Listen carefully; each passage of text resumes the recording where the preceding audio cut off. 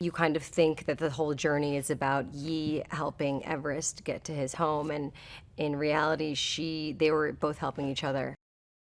Just her being this feisty, young Chinese girl who was ambitious and confident and kind of not sure what she knows what she wants, but she wasn't sure how to get it.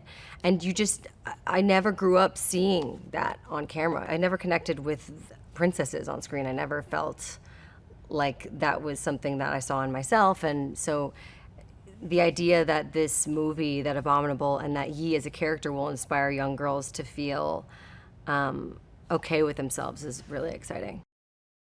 I would describe her as like an introverted extrovert, and I would say the same thing about myself, where she would rather spend time with herself than around people that she doesn't feel inspired by or feel like she has a connection with, and I feel very similar to that. And I think we have the same curiosity, and I think we have the same kind of longing for something bigger and more profound, and I think that I hope that inspires young girls to not think that the only way for them to have success is to find their Prince Charming or whatever, because the film is really, she kind of saves herself through a relationship that she has with this beautiful creature, through nature, with animals, with Everest, and all because of the heart that she has at the beginning of the film, wanting to help him. Yi is so much of Jill, and so much of our relationship and our bonding was about how different we both felt as kids, and how unrepresented we both felt with what we saw on screen when we were younger, and even now. I mean, the fact that this is the first Asian American, character in animation since Mulan.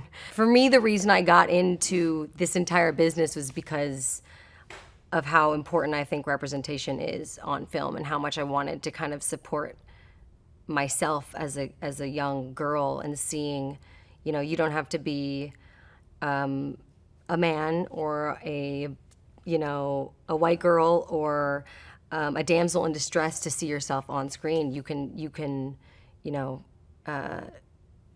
there wasn't anything like that. So to be able to kind of like do it myself was kind of a weird pinch me moment.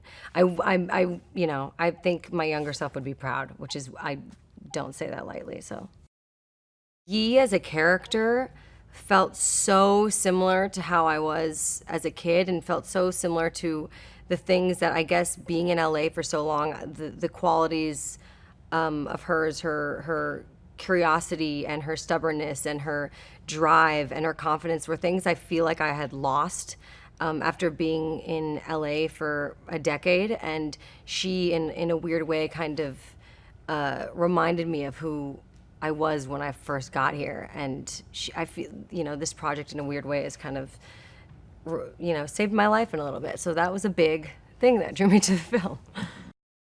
It's an incredibly beautiful film. The craftsmanship that goes behind every single shot of this film is unbelievably beautiful. And it's also showcasing something that we don't really see often, which is rural China. And the audience gets a peek into Chinese culture in a way I don't think we've seen ever. Not only that, but it stands out because it's written and directed by a female, and it's led by a female of color, and that is really rare and special. And so I'm really honored to be a part of it. These kids are literally stripped of their phones, they're stripped of technology, and they're on this kind of journey in nature, which you don't see a lot. Not only I feel like because of phones and because of TVs and everything, we're so immersed with technology, but you also just don't get the opportunity as much. And so to see these kids, these millennial kids, kind of go on this journey without technology and discover themselves away from the kind of chaos of being online. It's a special journey, especially with the added layer of Everest being magical. It's so centered around music, which is just really exciting and really cool.